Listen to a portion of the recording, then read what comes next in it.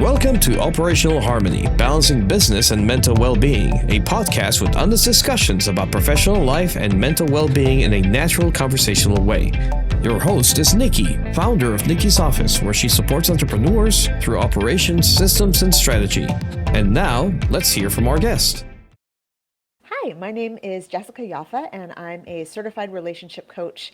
I specialize in working with individuals, couples, family systems, and organizations around how we navigate the challenges that can show up for us when we are trying to be in connection with others. And the things that can get in the way of that can be a number of things, from our experiences of trauma, experiences of feeling alone, abandoned, rejected in relationship, as well as mental health challenges. And so myself and my coaching institute has the honor of coming alongside those who are wanting to understand themselves better and wanting to practice understanding others better so that we can experience more connected, fulfilling relationships. That is great. I probably hit on way too many of those points to talk about. So, as we were talking before we started, I had said that I had a unique experience because of church this last week. And this is one of those things that only happens to me. Or it seems like it only happens to me. It probably doesn't only happen to me. But I have asthma, and it's triggered by scent, which, if you don't realize this, everything has a scent to it. Everything. That causes problems for me, but it causes problems for me more when I'm about to go into a public setting, like church. So when I go to church, everybody who's been going there for a while knows if you smell, don't go near Nikki, because you're going to make her have to leave church. The couple that I live with decided to be nice, and we went and picked up somebody to go to church. They were wearing mechanical apples. It's the only way I can explain it. Like fake apples. They had that metal taste to the apple. Yep. And so I, for the next 25, 30 minutes, whatever the trip was to the church, I was coughing, which is my asthma sign. And I ended up having to use my inhaler, and lucky me and my body do not agree with albuterol at all. It's one of those things. It actually makes me pass out and not get jittery like 99% of the planet. Wow. So we get to church, and immediately I sit in the pew, and I've got my head down on the pew in front of me because I'm done. My friend leans over a couple seconds later and goes, "Do you need to go home?" And I'm like, yes. Yes, I do. By the time I got home, I was out of it. And I slept for 3 hours. And I'm still dealing with my lungs feeling like somebody sat on them. Now, that was a long story, I know, so sorry. But I decided after talking to somebody on Tuesday to put a little message in the church group chat. And I was like, hey, not calling anybody out, but I'm sensitive to smell, and I can't, you're killing me. Like literally my asthma triggers, then I can't do anything because me and albuterol don't get along. So I would appreciate it if people were a little bit more careful about how much or what they put on just before church. And a bunch of people like, oh, so glad you could tell us. So glad you felt comfortable telling us. Dude, I did not feel comfortable telling nobody that, first of all. It was just one of those things where I need to be able to breathe. That's important. But then somebody put in there, hey, I'm sensitive to scents too, so I totally get it. And I'm like, uh-oh, now I'm in trouble.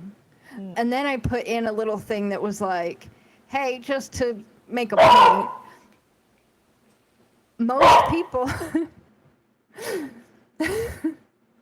most people don't just wear heavy perfume. It is your shampoo, your conditioner, your body wash, your shaving cream, your hair products, your deodorant, your lotion, your perfume, right?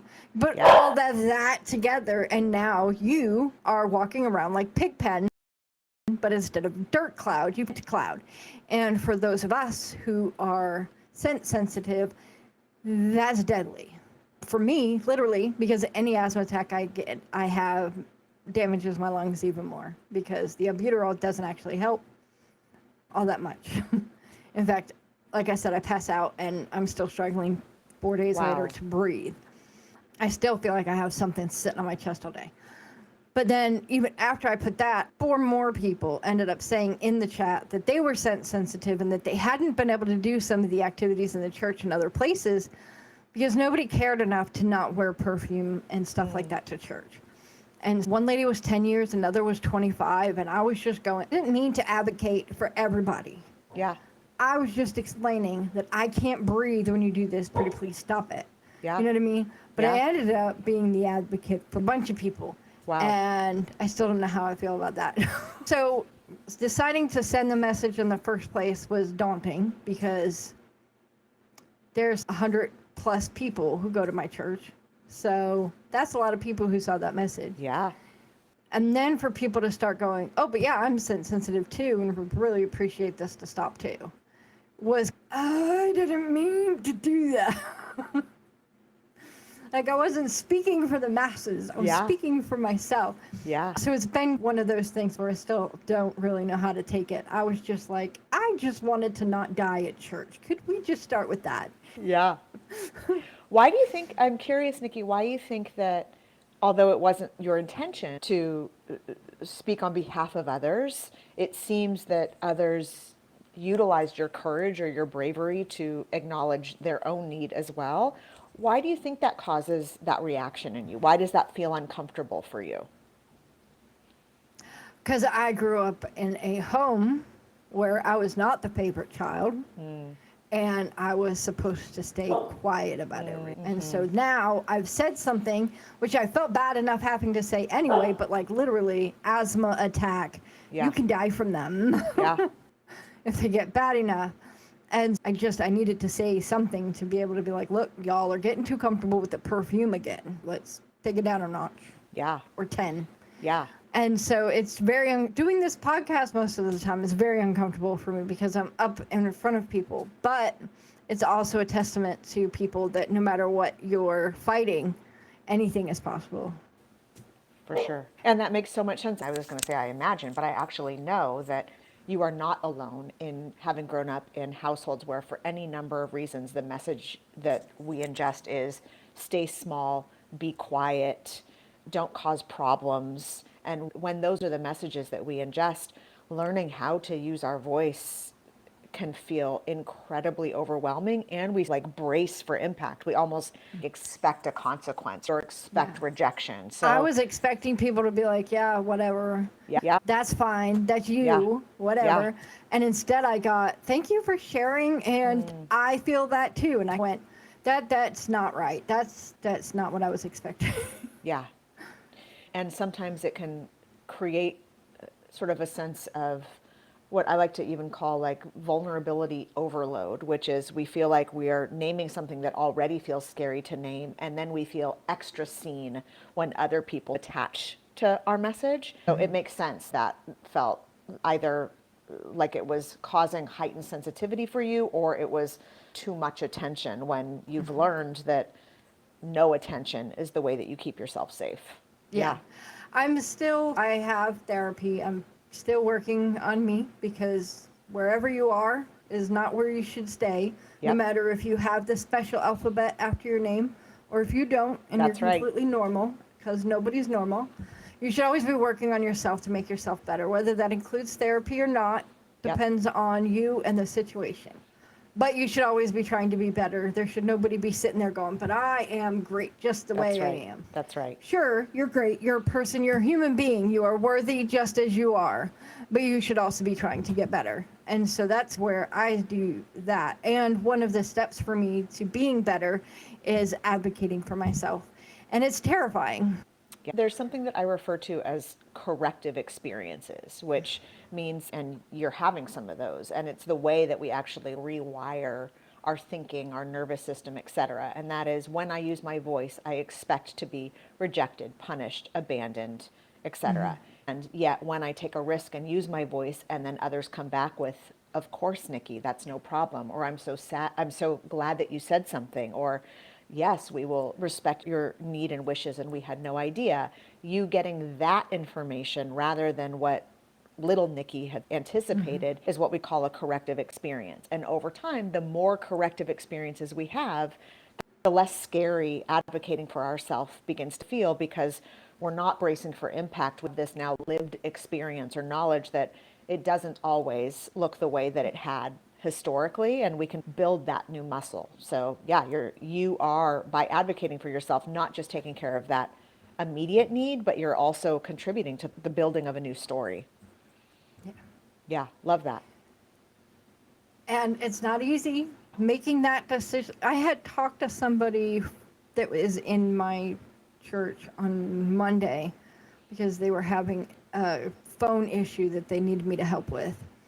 And so she called because she saw me on Sunday and was concerned. And so she was like, you should really say something in, the chat. And I was just like, yeah, no, that's not happening. Yeah. And then it wouldn't get out of my brain all night long, that whole, but if I say something, everybody's going to get mad at me. But if I don't say something, somebody's going to keep wearing perfume. And or the people who aren't now are going to start because, oh yeah, why was I not anyway? Yeah. I finally on Tuesday morning was like, okay, I am not living with this in my head anymore. Good for you. Yeah. And sometimes it takes something for those of us who aren't practiced in advocating for ourselves, or for whom that can feel really overwhelming. Sometimes it takes something that feels as significant as our health to be able to practice some of this. And so I imagine that for you, not being able to justify, oh, it's not that serious, or it's not that big of a deal, or it's just my preference, allows you to talk yourself out of the importance of advocating for yourself, where when it's something to do with your physical health in a way that can be really detrimental, it motivates you or helps to push you through some of that discomfort. Yet our hope is that over time, it's not just the really big significant stuff that we can advocate for ourselves around, that we recognize that all of our needs and all of our desires are important to be able to voice, and that we're creating safe enough environments for ourselves to be able to talk about not just the really big stuff, but also the other stuff that we've convinced ourselves doesn't really matter. Yeah. Well done. There are consequences, good or bad, to anything you do. Me walking into a building where somebody has perfume on, you could have a light scent on and I might not smell it, even especially if you're in the way back over there and I'm way in the front. But some people combine all 8 of those things that I was just talking about, and so they end up with that big cloud around them, and then they either walk past me or they sit in front of or behind me. And you can't get away from that fast enough for it to not affect you. Yeah. Like them moseying on by, and all of a sudden I'm coughing, and I'm like, why me? Yeah. Why did you walk across this place with me? There are 2 things that everybody, or most people at my church, know. You don't wear scents near me, and you don't hug me. Because I take biologics, so parts of my immune system are being suppressed to help with psoriasis. And because of the asthma, if I do get sick, I stay sick longer. I don't like getting sick. I don't know anybody who particularly does. That is on the sane side of the spectrum. So me getting sick is a massive problem. But also, I have learned that I don't have to let everybody touch me. I don't have to let people I don't know just walk up and grab me. Yeah. And so that took some hard lessons that I shouldn't have had to take. But now I'm in a place where I'm like, nobody touches me unless I will instigate with some people at the church because I know them well enough. Yeah. I will ask my friend for a hug because you still, as a human being, we are social creatures and we do need that connection sometimes. But that doesn't mean I'm just going to walk up to some strange person and be like, yeah, bully hug me, pin my arms, let's go. Because that is the stupidest thing I've ever heard. But learning to do that has not been a linear process. That has been a tiny step here and you end up in a 10-foot deep lake, right? For sure. And then you take a tiny step another day and it's up in the clouds because everybody is, oh, we completely understand. Or you see somebody who's absolutely trying their best not to touch you. Yeah. The fight is real on their face. Like they are one of those people who absolutely loves touching people and you're just sitting there laughing because you can see it. Yep. I've had those experiences. But overall, most people, like the bishop, won't even shake my hand because I have arthritis in my hands. Your firm pressure is probably too much for my hands. Please stop touching me. Yeah. So the bishop knows this and won't try to grab my hand. He'll come up and he'll just wave at me and say, "Hi, Nikki." Most people are getting that at this point. The only stray attacks I get on handshaking is at networking meetings, and then I'm like trying to figure out what to do with my hands afterwards because they ache so bad. You also bring up a really good point, Nikki, which is that often for many of us who have had specific experiences of trauma or really struggle with anxiety, we have tended to be what I like to call really porous in our boundaries. So feeling like we have to always be accessible to everybody, or that other people's needs override our own needs. And then as we start to like work on ourselves, we go to the other side, which is my needs matter more than anyone else's needs, and there's no room for anyone else's input. When we're really taking care of ourselves and our mental health, what we really want to find is that middle space, which it sounds like you've offered a beautiful example of, which is there are certain people in my life that I feel more comfortable and safe connecting with in that way, and that I can ask for a hug or they are able to ask me. And there are others in my life who know that I really care about them and vice versa. And we do a little wave, right? Rather than a full-on handshake. We have an opportunity really to not live in either end of the extreme and really think about how do we take care of ourselves and the relationships that matter most to us in this middle space.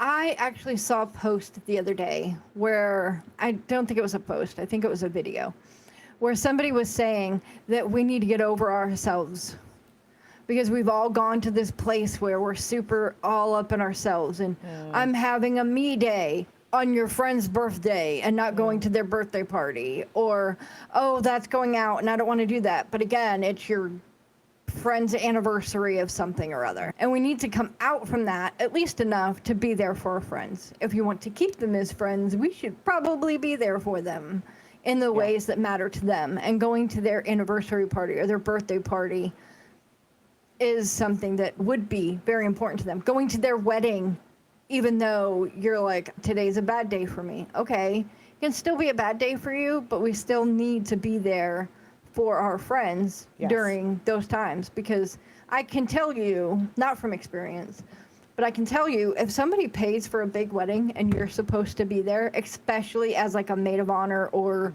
bridesmaid or groom's stuff, and you don't go, you're screwing up way more than your day. Yeah, big time. That's a friendship that you're probably going to lose. Multiple friendships, because people are going to be offended on behalf of that bride that you decided that today was a you day when you're supposed to be up there with the bride. For sure. And so there are a lot of people who take the I have to take care of me first and then wonder why they're losing friends or they're missing business opportunities because they're not doing anything at all to put themselves out there. And I have found, because I am a business owner myself, I have found that going to those networking things, while hard, can be rewarding. Yeah. You do meet people, you do gain customers or clients or whatever you want to call them, and you gain relationships in your community. Yeah. And being able to do that is important.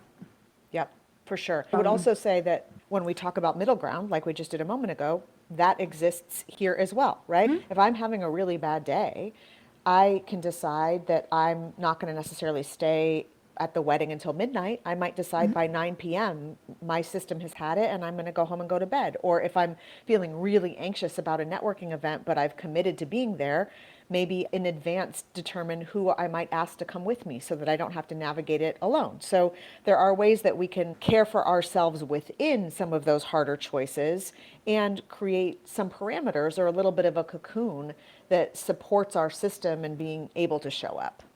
There's also ways to gamify it. I did my second podcast last year, like way back when. I did with a lady that I still admire a lot. But we talked about gamifying doing networking events. Because like for me, especially a year and a half ago, a little over a year and a half ago, was really hard for me. Because going into public, getting where somebody's going to be shaking my hand, somebody might grab me for a hug because that's who they are. And I don't really like that at all. That kind of thing. And so I gamified it. So if I go to a networking meeting and I talk to at least this many people, I get to have this reward afterwards. And my rewards may be a little bit different than somebody else's because I stay home most of the time. I'm not going out to the movies or whatever, but somebody else might go to the movies. Yeah. Where for me, it's you can stop working as soon as your appointments are done on Friday, and you don't have to do anything until Saturday unless somebody calls you. Yeah. But you have to talk to at least this many people Yep. at that meeting. And so there's that. And if you're going to a wedding, you can start out with, okay, I'm going to go to the wedding. I'm going to do my bridesmaid thing, or whatever your position is. I'm going to do my thing. And then after, in between the ceremony and the thing, you have to go to the party anyway because they do the walk-in where everybody Yep. walks in or whatever. So after all the ceremony part of things are done, you can evaluate and say, have I talked to everybody I needed to talk to? Yep. Have I shown up for my friend the best I can? Have I done this or that or the opposite thing that I wanted to do to make it special for my friend? Have I done my speech? Have I done whatever? And you can evaluate and say, okay, am I having fun? Do I want to stay? Or am I not having fun because this really is a bad day for me and I need to go home? And then you go to the bride and you say, I have loved being your bridesmaid, but I'm in a 10 out of 10 pain day and I need to go home. Yeah. I will see you when you get back from your honeymoon or whatever the case may be. I don't know if Really you're rich enough to have a honeymoon. That's really well said. And my most favorite thing about what you've just said is the check-in with yourself, because we can tell ourselves all day long, oh, this is going to be terrible. Oh, I'm going to hate this. Oh, this is going to feel awful. Oh my God, I'm going to be so anxious. And some of the time we actually are having a really different experience than what we anticipated. So being able to check in and say, okay, do I actually need and want to leave right now? Or am I having a different experience than what I thought I might? And am I having a good time? Or am I actually feeling less anxious? Rather than just making the decision on the front end and living out that story, assuming that that's going to be the way that it Yeah, is. So I'm I love leaving that. at 6 p.m. because I'm having a bad day, but yet 6 p.m. comes and you're like, oh man, I have to leave. I said I would. Yes. And like, why would you do that to yourself? You're having fun. You have forgotten probably for the moment how bad you hurt. Yes. Keep going. Keep having fun. Life is too short, especially when you are somebody with autoimmune where you hurt all the time. Yeah. Where you're having enough fun that you actually forget that you're in pain. Yeah. Dude, don't walk out on that That's until the end of the fun. That's right. When the fun is done. Shut it down. Just be like, we're staying here until we're not having fun anymore. And that may be at 6:30. Yep. That may be at 6:05. But like you stay until you're not having fun anymore. And you check in with yourself. Like, how is my body doing? How am I doing? Am I going to regret this tomorrow? Is there anything I have to do tomorrow that is actually going to matter if I regret this or not? Yeah. Because usually after a high functioning thing like that, the next day I am unmovable. You're not getting me to move. As I will get up for certain things, but most of the time I'm going to stay as still as possible to not hurt as much as possible. Totally. And we can also take care of ourselves there. If I know I'm doing this thing that is likely going to kick up my anxiety or my physical pain, or that it's going to completely wear me out, historically, maybe I have a really busy day the next day. But now I know, okay, if I know that I'm going into something on Friday that's going to wear me out or that's going to likely really deplete me, then I'm going to be intentional about what my Saturday looks like. And then I'm not going to judge myself for it. So that self-care on the front end and back end, equally important to what happens during the actual moment that we have to show up. Making sure you have the time. And that's advocating for yourself as well. That's right. Some people think, oh, so-and-so wants me to meet the day after because they're going home. Okay, maybe you have them come to your house and you still stay comfortable. Yeah. Because you can't, look, my body is not happy with me 100% of the time. Whether it's the asthma or the arthritis or just the pain that I live with. There's a lot there to cover pretty much every situation.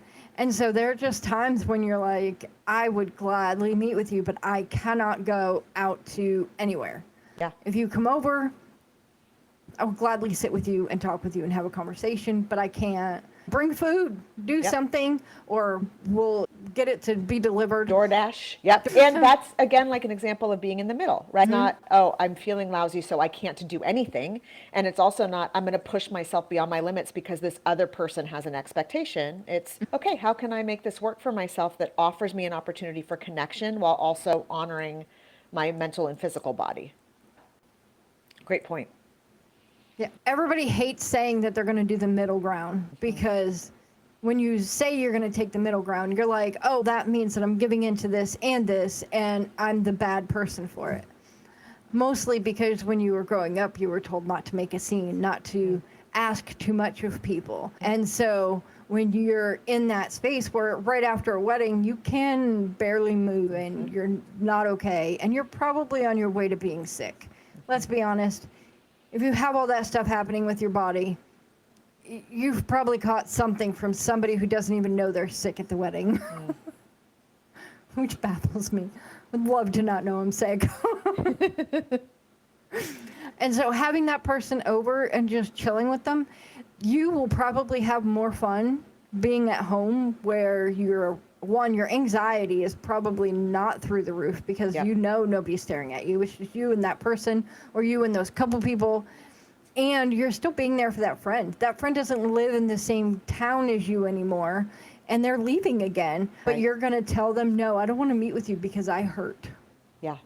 And I think that you prefacing conversations like those with, it's really important to me that we have time together, and I'm hurting today, or this relationship is a real priority for me, and I'm hoping we can be flexible in how we make this happen, really supports. Go ahead. If you say it at the beginning, like as soon as they're like, hey, I'm coming to town for Julie's wedding, can we meet up the next day at whatever restaurant? Because they usually say their favorite place in town, right? Why not? That's what they usually say. I would hope that you could come out and just you and me have lunch together so that we can get caught up on everything. And you going, no, is probably not the look you want. Yeah. Just flat out the gate. That's not the look. You don't want to come across as uncaring or that you don't care about that person. But you can say, hey, my physical limitations, because let's face it, anybody who has an invisible illness or even a visible illness, people around you know you have it. Whether or not they think you're faking it is a whole nother story. But they know you have it. And so you can say, hey, because of the way my body reacts to large events like the wedding, what I would prefer to do is have either you go to the restaurant and pick it up on your way over, or we can have it DoorDashed over. Let's just sit and talk at my house where I'll be more comfortable and able to relax, seeing how much pain I'm guessing I'm going to be in that day. But I would love to see you still. I would love to be able to catch up. I just don't think I can do it in a public setting. That's right. Yeah, really well said. Great example of what a boundary while also preserving the relationship looks like. And do not think for 1 second that is exactly how it would come out of my mouth, because there would be a lot of, I am so sorry. I know that you're only going to be here I'm so sorry, but I know I'm going to be in pain. I'm so sorry. Yep.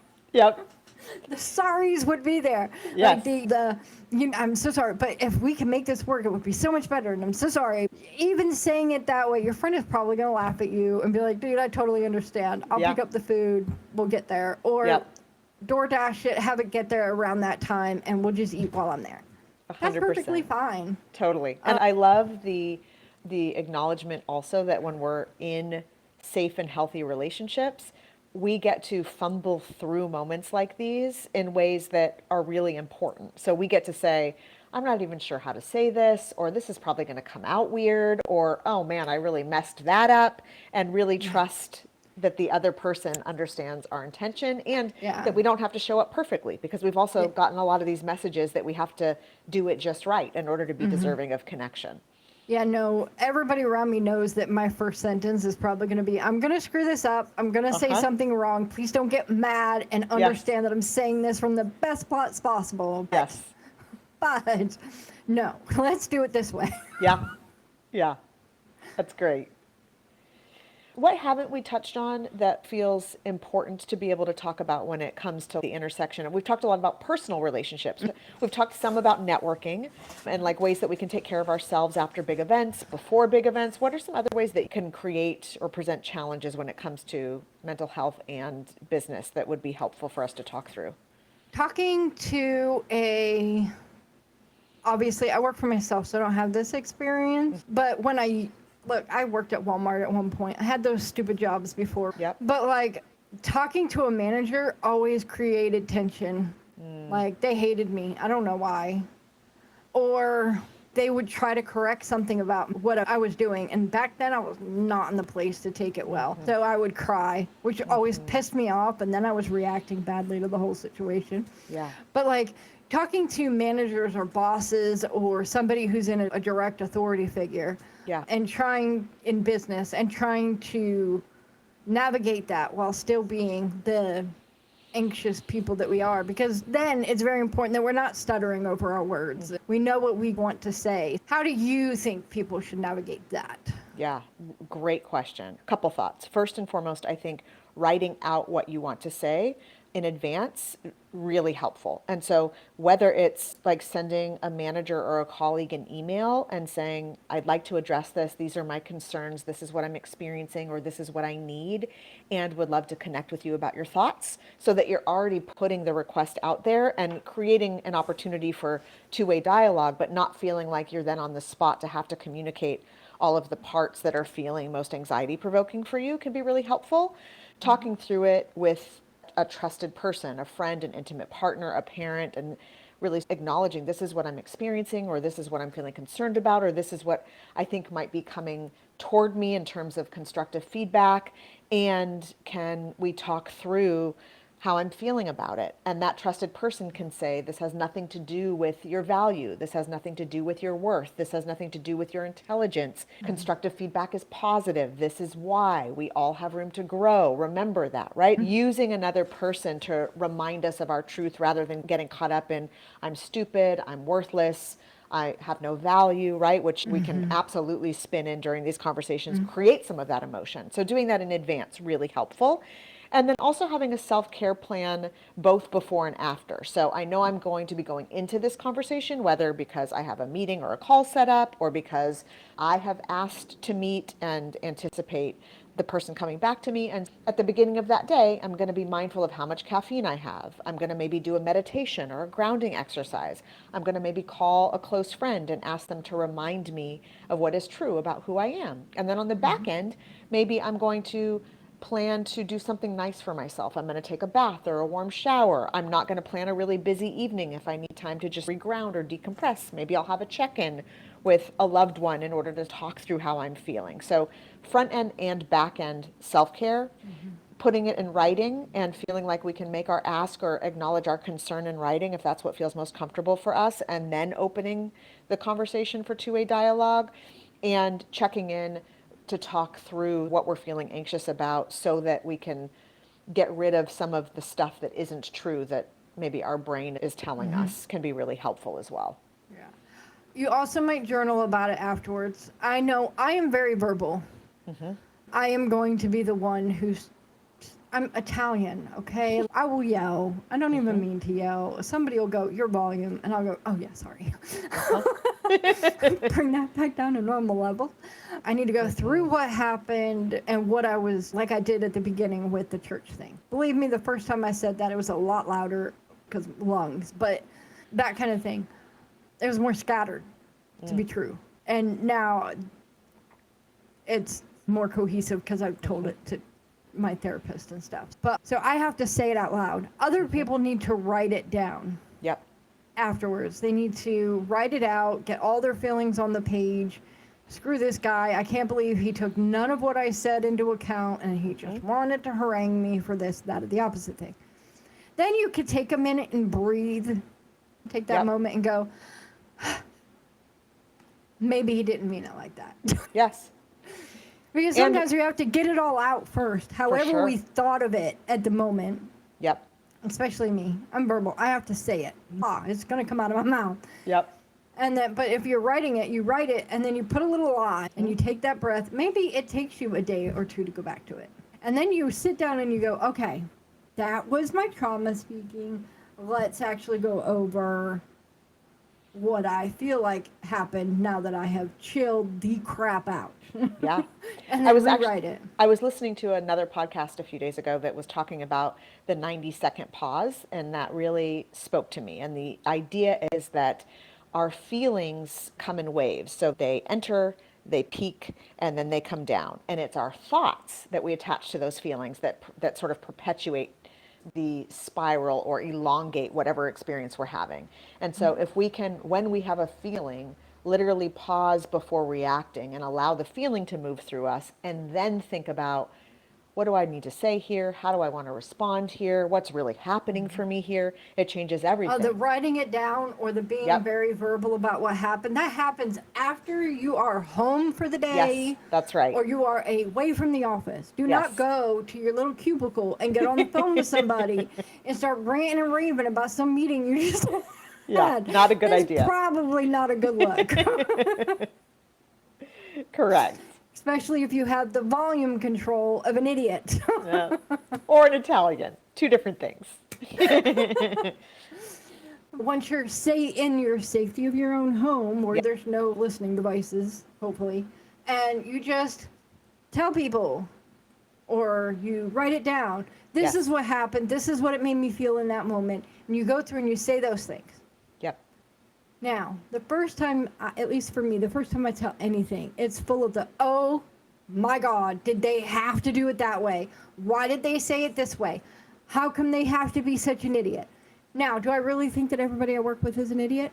No. But the first time I say anything, everything is an idiot. Yep. Okay.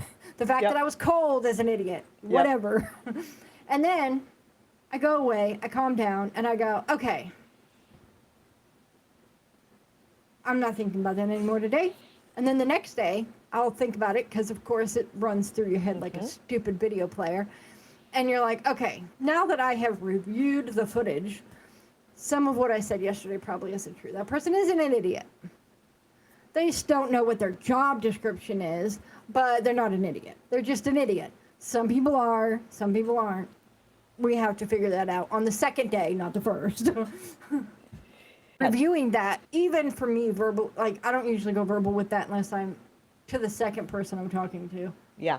But writing it down, like I said, having that thick line that you have drawn there, or a piece of tape or whatever, and then you write down the calm version, might help you start to realize, hey, in the moment when somebody criticizes me because of whatever, I feel stupid, I feel small, I feel like I can't do anything, I feel like I'm worthless.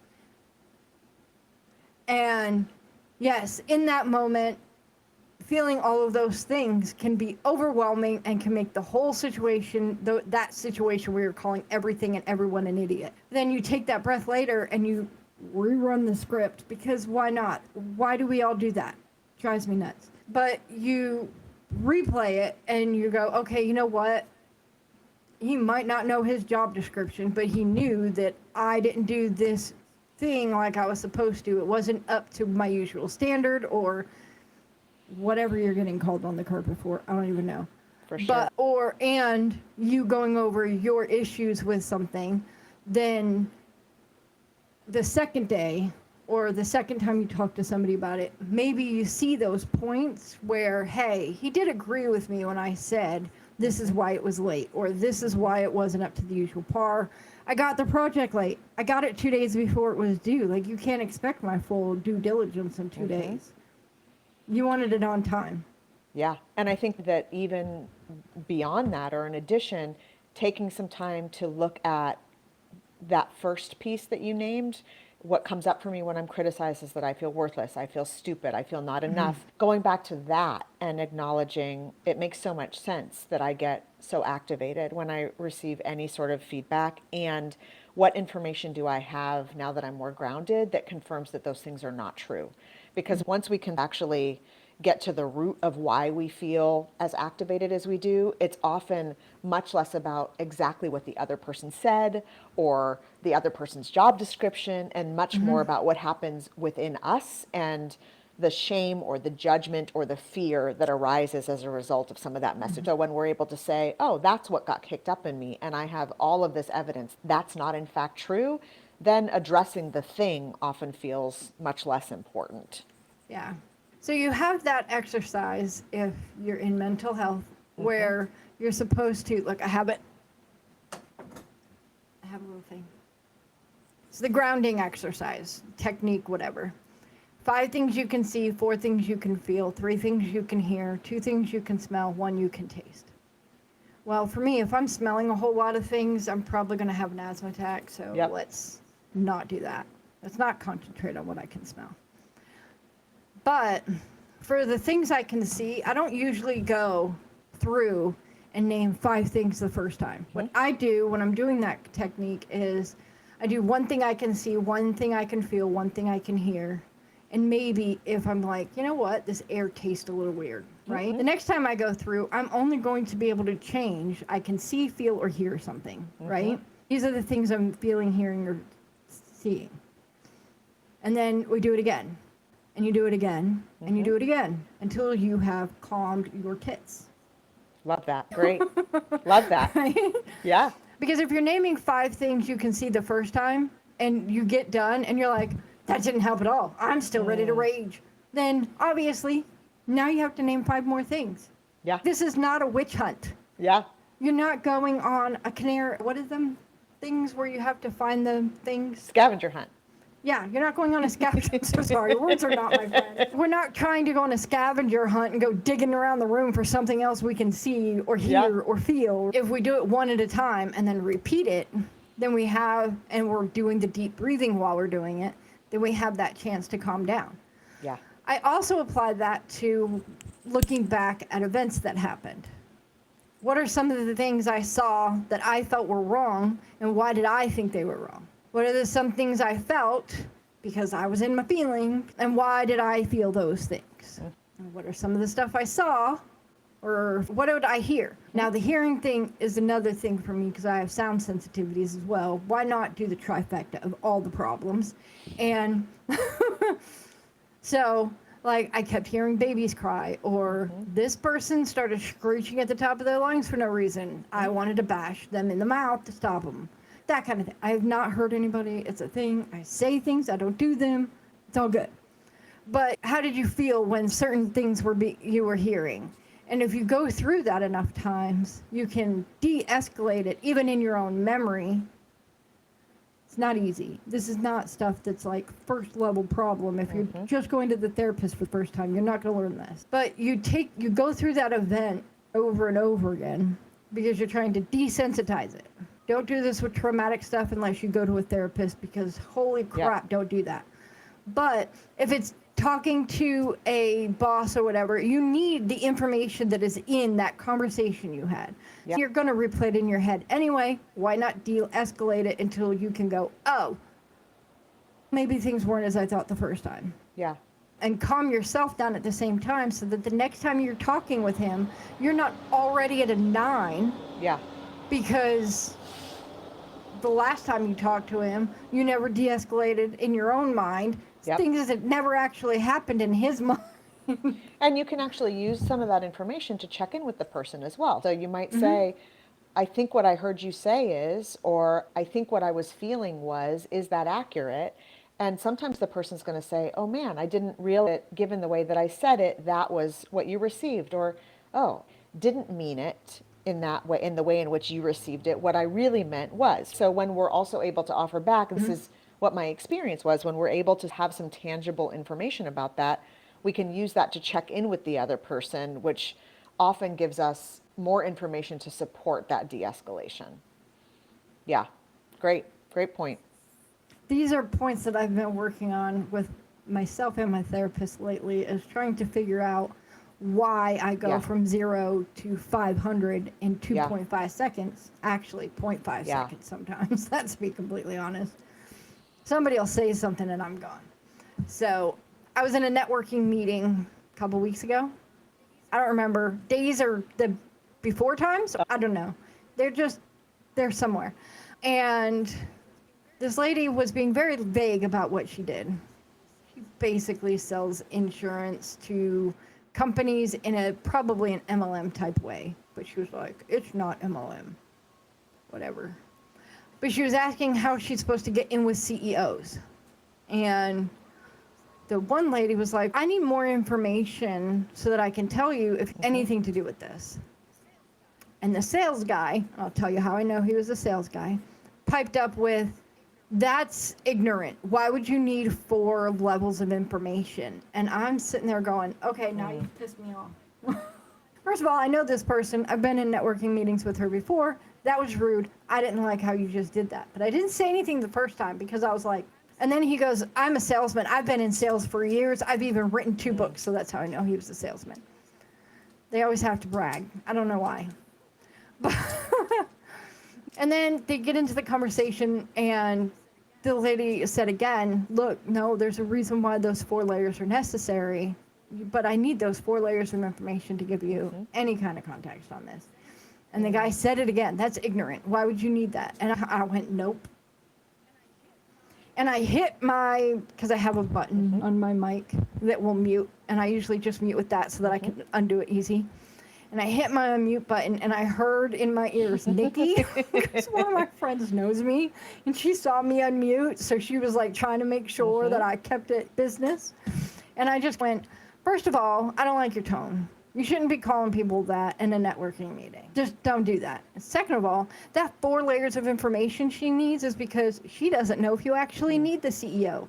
Most businesses, you wouldn't. So please just knock it off. He didn't say anything the rest of the meeting, and I got feedback from people who were like, thank you for saying something. And again, it was one of those things where like, I was protecting the one person because that was rude. And I don't like it when people are rude to the people I know and like. If it's somebody I don't like and you're being rude to them, it depends on if I'm going to come to their aid or not. And the goal here when we talk about mental health, whether it be in business or in personal relationship, is that we also support the people that we care about and feeling like they can speak up for themselves so that we don't feel that sense of responsibility, that the way that we can support them is by actually talking through how might you have wanted. She was taken off. For sure. Yeah. She was taken off guard. She just was not expecting that to happen in a networking meeting for somebody to just be that rude. And so she got a hold of me later and was like, thank you for de-escalating that. I really appreciate it. I was just not expecting that to happen. And I was like, I got you. Yeah. You're good.